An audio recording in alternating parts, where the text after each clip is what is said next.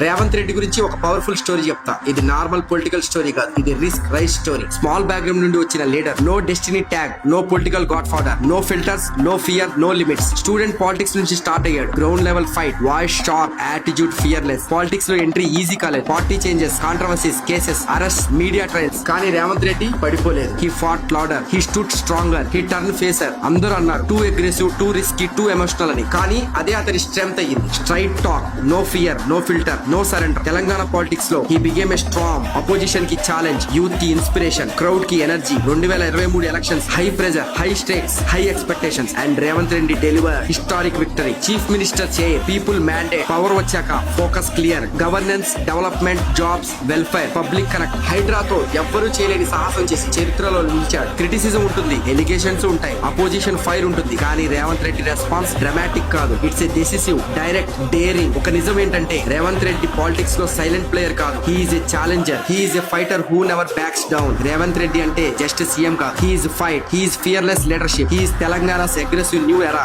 ఒక్క లైన్ లో చెప్పాలంటే he didn't inherit power, he battled his way to it.